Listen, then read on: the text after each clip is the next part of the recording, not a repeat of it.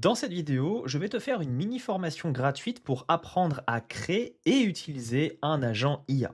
Alors bien sûr, tout au long de cette vidéo, je vais te montrer des processus très simples qui ne nécessitent absolument pas de connaissances techniques préalables ni d'utilisation d'outils complexes. Donc premièrement, on va avoir besoin de savoir comment on crée des agents IA.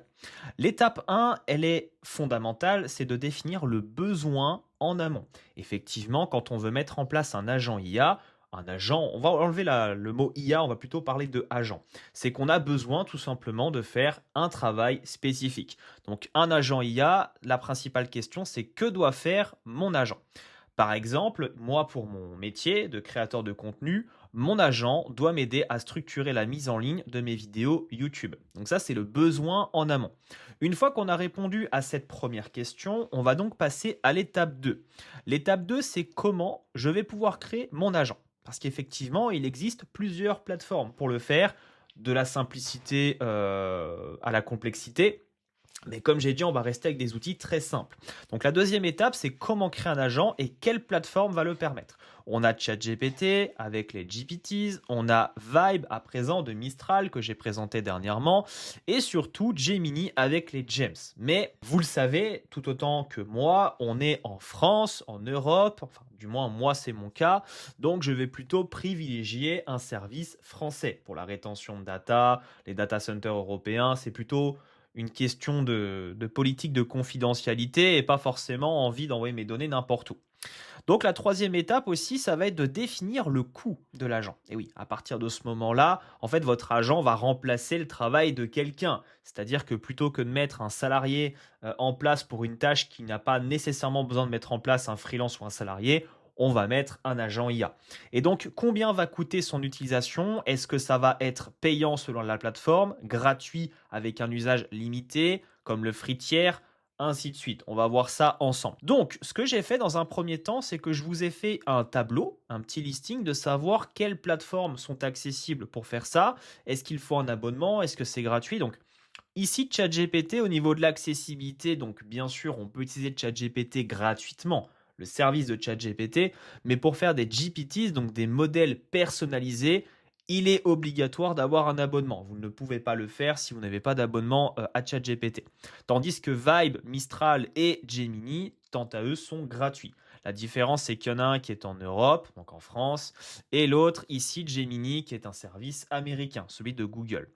La simplicité, dans tous les cas, vu qu'on va faire ça avec une plateforme, ça reste facile. Il faut simplement connaître les outils informatiques, être motivé à vouloir mettre en place des agents IA aussi, mais la simplicité, il n'y a pas besoin de prérequis techniques. À part avoir un ordinateur, bien sûr, c'est le minimum. Est-ce qu'on peut faire une utilisation externe? Oui, on ne le verra pas dans cette vidéo, mais sachez que quand on crée un modèle personnalisé, selon les différentes consoles mises en place par les providers, donc ChatGPT, Vibe et Gemini, on peut tout à fait créer un modèle disponible via API, donc via un endpoint public où vous pouvez le mettre sur une application ou autre. Donc ça, c'est très pratique. Le coût d'utilisation, donc ici, c'est inclus forcément parce qu'il y a un abonnement.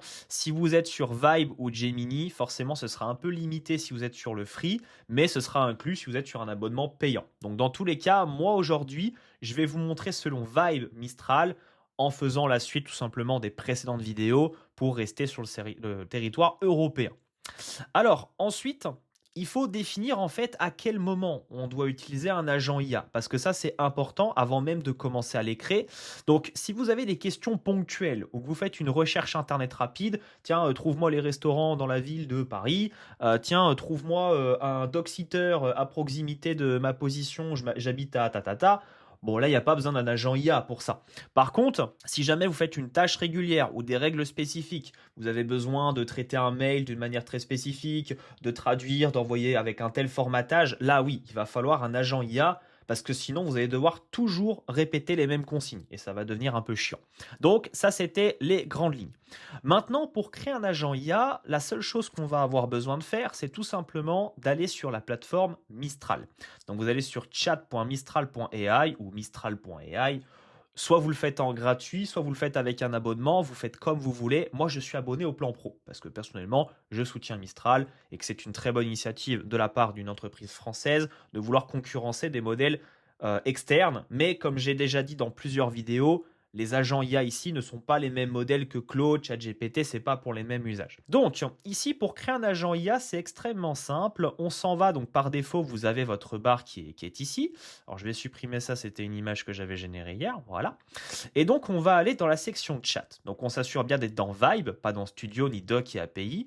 On va dans Vibe, juste ici. Et donc on aura ici une petite section qui s'appelle agent.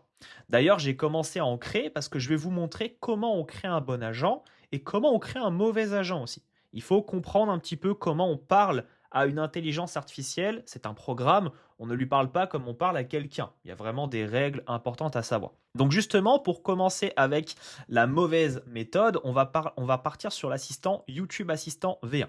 Vu que je suis créateur de contenu, mon objectif, c'est tout simplement d'avoir un agent auquel je vais pouvoir envoyer un message, tout simplement, et ensuite qu'il puisse en fait répondre à ma demande de manière répétitive. À chaque fois que j'ai besoin de mettre en ligne une vidéo YouTube, j'ai des conditions spécifiques. Je dois avoir des titres qui représentent tel format, une description avec toujours une en-tête d'accroche qui est mon site, et bien sûr des tags pour optimiser le référencement. Donc là, on a un exemple vraiment basique. Donc quand on crée un agent, par défaut, on doit lui donner un titre, ici, qui sera vide, et une description. Vous mettez exactement ce que vous voulez. Et ensuite, dans les instructions, vous pouvez lui mettre ce que vous avez envie. Donc, si jamais il n'y a pas d'instruction, bah là, vous pouvez en rajouter. Et en dessous, il y avait ma caméra qui gênait. Donc là, je vais faire un commande Z. On peut ajouter des garde-fous si on souhaite. Par exemple, les choses à ne pas faire. Voilà, ça, c'est important. On peut aussi ici, alors, tac, je vais aller dans ajuster le ton. On peut mettre poli, décontracté, motivant selon le ton qu'on veut donner à son agent. Par exemple, si vous faites de la poésie, bon bah voilà, vous allez dans poétique. Si vous êtes plutôt dans du commerce, l'objectif, ça peut être pas mal. Réfléchi aussi, pourquoi pas. On peut aller dans détailler quand vous faites du processus. Donc, entre guillemets, selon la base que vous avez besoin pour votre agent, réfléchissez aux besoins. Et effectivement, si vous faites des éléments comme une lettre de motivation, voilà, on va plus être dans poli, on va être dans concis, on peut aussi être dans direct, pourquoi pas. On va pas être dans humoristique, dans sincère ou décontracté, ça n'a pas de sens. Donc, encore une fois, il faut bien choisir par rapport à l'utilité. Et la connaissance ici, bah, tout simplement, on peut décider si on veut ici mettre l'interpréteur de code, génération d'images, Canva, recherche web ou des connecteurs. Ici, par exemple, GitHub, si je veux qu'il aille regarder des dépôts. Mais j'ai envie que cette vidéo reste le plus polyvalent possible et avec le maximum de personnes à porter. Donc, on va pas trop parler développement, on va plutôt parler de l'agent. Donc, vous imaginez qu'ici, on n'a strictement rien au niveau de notre agent. Donc, par défaut, il n'y a pas de titre ici. Vous devrez y en mettre un. Donc, moi, on va mettre par exemple YouTube Assistant V1. En description, assistant de mise en ligne YouTube. Les instructions ici, c'est quelque chose de vraiment basique. Donc là, c'est un mauvais exemple pour vous montrer.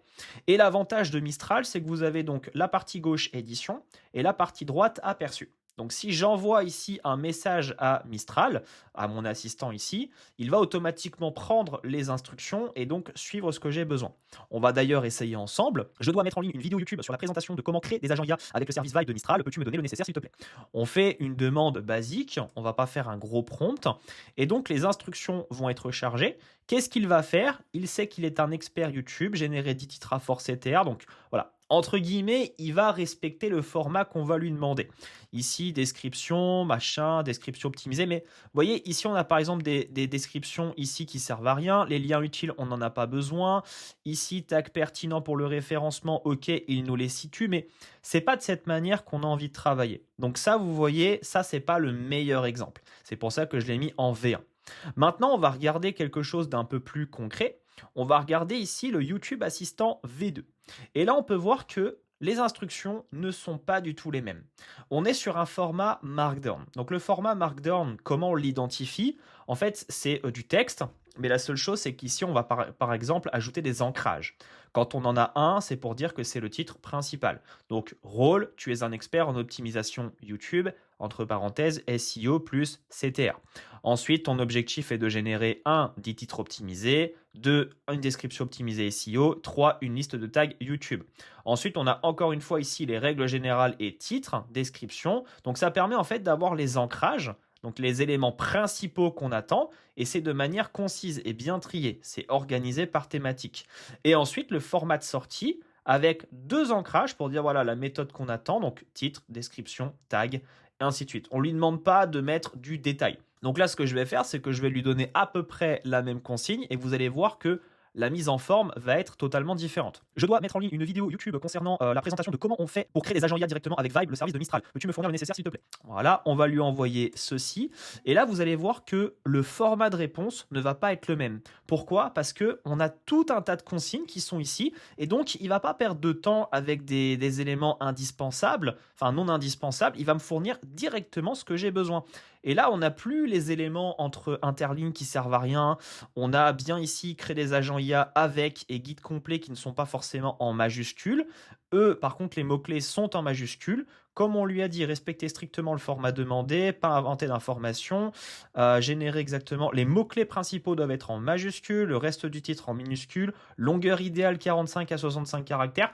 Et ça, en fait, ça permet de gagner un temps fou. C'est pour ça qu'on crée des agents IA. Et donc, ici, donc, on a tout simplement le nécessaire, hein. Je pourrais même utiliser ça pour ma vidéo. D'ailleurs, je verrai ça juste à la fin parce que je le fais en live direct.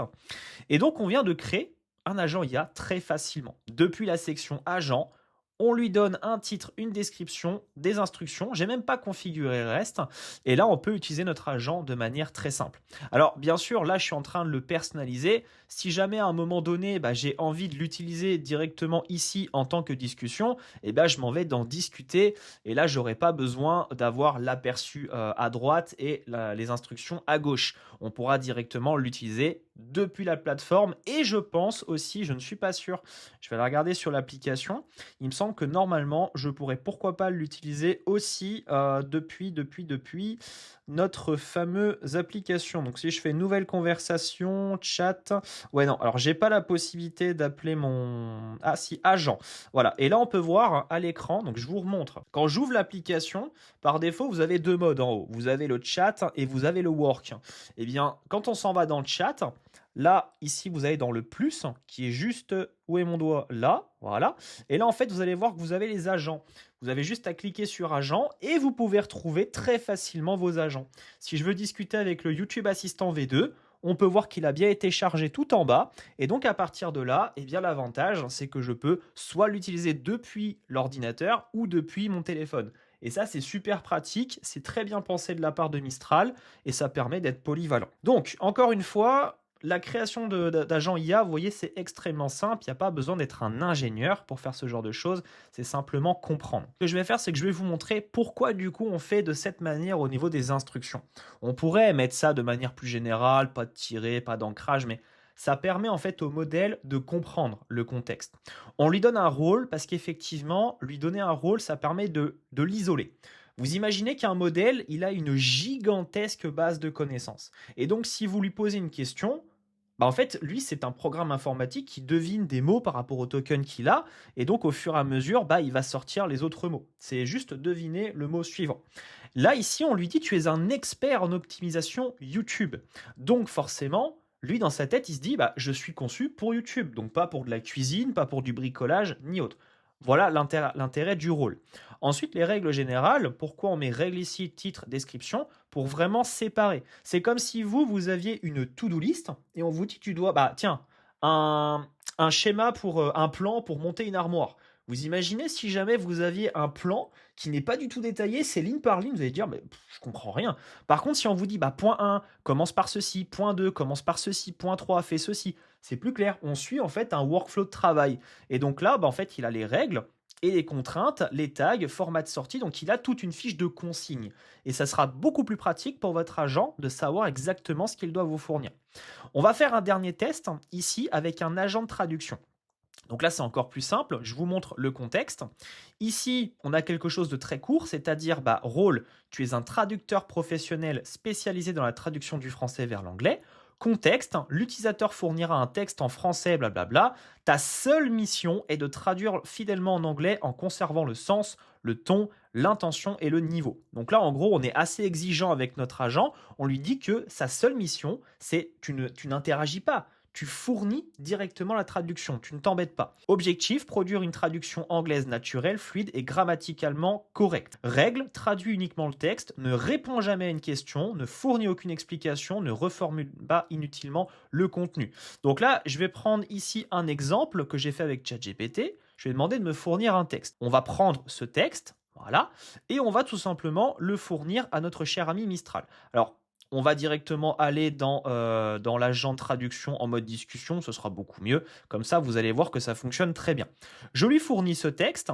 Ici, je peux décider si je veux rapide, réflexion ou recherche. Ça ne sert à rien par rapport à cet agent. Je lui envoie le message. Et là, qu'est-ce qui va se passer? Eh bien, il va automatiquement me répondre dans une fenêtre prêt à copier. Pourquoi je lui ai demandé ça? Parce que j'ai pas envie de faire comme je viens de faire en tac. Non, je veux faire un clic, copier, c'est bon, et je mets dans mon mail. Je pourrais même le relier à une boîte mail. Les agents IA peuvent le faire depuis Mistral, mais là, on reste simple. Et donc, grâce à ça, eh bien, j'ai mon texte qui est traduit, ça va très vite, d'où le rôle d'un agent IA. Donc, c'est là qu'il faut comprendre, en fait, la suite, c'est qu'on a les agents IA qui sont faits pour des tâches précises.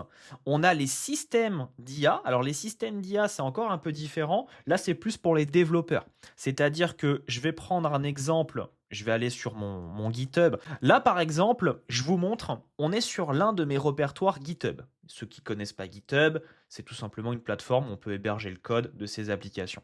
Ici, j'ai un dossier avec des skills, settings et un Claude.md parce que j'utilise Claude Code au quotidien. Le Claude.md, ça revient à ce que vous avez vu juste ici dans les instructions. Donc si je m'en vais ici dans personnaliser, les instructions que vous voyez ici, l'équivalent avec Claude, voilà, c'est quand je travaille avec lui dans Claude.md, vous allez voir qu'il y a plein d'instructions de la même manière avec plein d'éléments que je lui demande. Donc ça, c'est tout simplement en fait l'orchestration. Et derrière, on va avoir des skills avec des agents IA qui vont pouvoir les invoquer parce que chacun a une tâche très précise. Et donc Claude, dans son cas à lui, va permettre d'aller dire bah tiens, pour telle tâche, je vais aller regarder tel skill et je vais appeler un agent qui va faire ça. C'est un autre format, mais donc pour revenir à notre système, les systèmes d'IA, c'est pour de la multipolyvalence, pour faire des tâches vraiment très précises et orchestrées. Et le chatbot, bah, c'est quand on a une question vraiment classique. Vous allez sur ChatGPT, sur Mistral sans agent IA ou sur Claude AI et vous pouvez utiliser le chatbot pour répondre à des questions, tout ce qu'il y a de plus conventionnel. Donc voilà un peu pour cette mini formation de comprendre la différence entre les trois et surtout bah, comment on crée très facilement des agents IA. Aujourd'hui, que tu aies 18 ans, que tu aies 30 ans, 60 ans, 80 ans, dans tous les cas, ça reste exactement le même processus. Il faut juste s'intéresser à l'informatique, il faut juste comprendre le cheminement. Tu parles à un programme et donc, bah, à partir d'ici, il faut juste le considérer comme un salarié virtuel. On lui donne des consignes et derrière, on attend un résultat. J'espère que cette vidéo aura pu vous aider. Si c'est le cas, faites-le moi savoir dans les commentaires. Lâchez un pouce bleu, abonnez-vous et on se dit à bientôt.